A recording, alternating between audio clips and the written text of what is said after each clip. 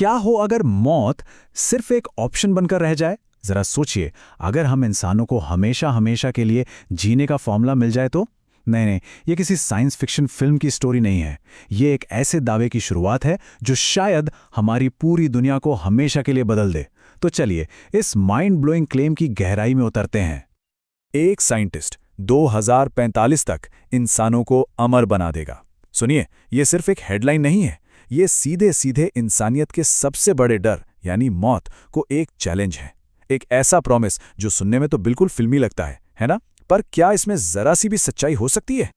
तो चलिए इस मिस्ट्री की पहली परत उठाते हैं। सबसे पहला और सबसे ज़रूरी सवाल तो यही उठता है, आखिर ये साइंटिस्ट है कौन?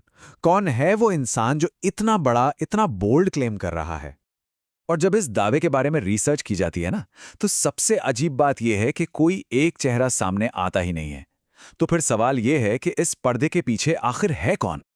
कहीं ये कोई अननोन जीनियस तो नहीं जो दुनिया की नजरों से दूर किसी सीक्रेट लैब में चुपचाप काम कर रहा हो? बिल्कुल फिल्मों की तरह एक अकेला इंसान जिसके पास पूरी दुनिया को बदलने की पावर हो। या फिर ये किसी एक इंसान का काम है ही नहीं, हो सकता है ये दुनिया भर के टॉप साइंटिस्ट की एक टॉप सीक्रेट ग्लोबल टीम हो। एक ऐसी ऑर्गेनाइजेशन जो गवर्नमेंट्स और बड़ी बड़ी कंपनियों से भी छिपकर इंसानियत के फ्यूचर पर काम कर रही हो। लेकिन सच तो यह है कि इस दावे के पीछे है कौन, ये आज भी एक कंप्लीट मिस्ट्री है। कोई नाम नहीं, कोई चेहरा नहीं, बस एक प्रॉमिस। और सच कहूं तो यही चीज इस पूरे प्रोजेक्ट को और भी ज्यादा मिस्टीरियस और इंटरेस्टिंग बना देती है। ओके, तो कौन वाले सवाल से आगे बढ़ते हैं और क्या वाले सवाल पर आते हैं। चलिए थोड़ी देर के लिए मान लेते हैं कि ये क्लेम सच हो जाता है, तो इस अमरता या इमॉर्टैलिटी का असली मतलब क्या होगा? और बिलीव मी, ये सिर्फ हमेशा जिंदा रहने से कहीं ज्यादा है। देखिए, सिंपल शब्दों में किताबों के हिसाब से इमॉर्टैलिटी का मतलब है हमेशा हमेशा के लिए जीना, कभी ना मरना।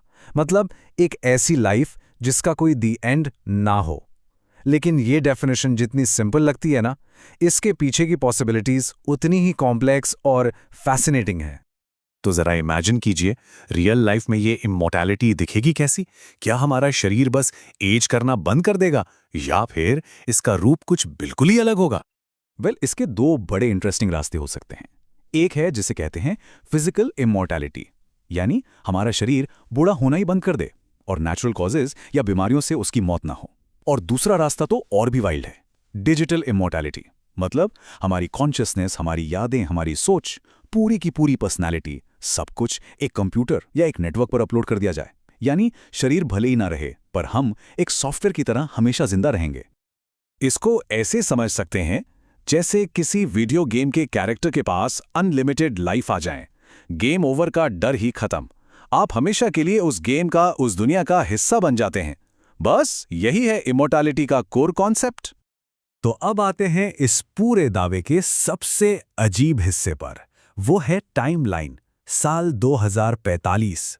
आखिर यही साल क्यों? ये कोई ऐसे ही रैंडमली चुना गया नंबर तो नहीं हो सकता, राइट?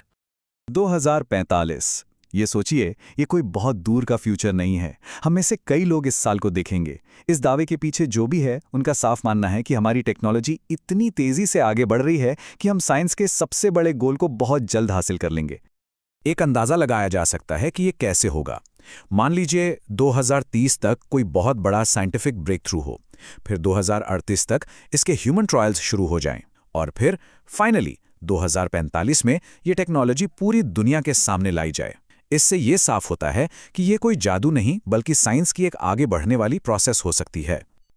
ओके, अब आते हैं सबसे बड़े और शायद सबसे सीरियस सवाल पर। अगर ये सपना सच हो गया तो हमारी दुनिया दिखेगी कैसी? एक ऐसी दुनिया जहां कोई मरता ही नहीं है? जरा इस पर गौर कीजिए। अगर हर एक इंसान इमॉर्टल हो जाए तो क्या होगा?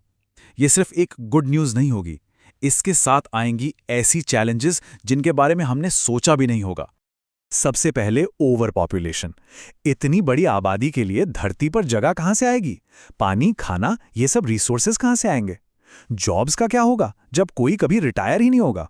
और सोचिए, हमारे रिश्तों का क्या मतलब रह जाएगा जब हमेशा के लिए साथ का मतलब सच में हमेशा हो जाएगा? ये वो सवाल हैं जिनके जवाब हमें आज से ही सोचना शुरू करना पड़ेगा। और अब आखिरी और सबसे पर्सनल सवाल। ये सवाल हम सबके लिए है। अगर मौका मिले, अगर ये टेक्नोलॉजी कल हकीकत बन जाए, तो क्या कोई सच में अमर होना चाहेगा? हमेशा हमेशा के लिए जीना? ये इंसानियत के लिए एक वरदान साबित होगा या एक श्राप? इस पर सोचना जरूरी है।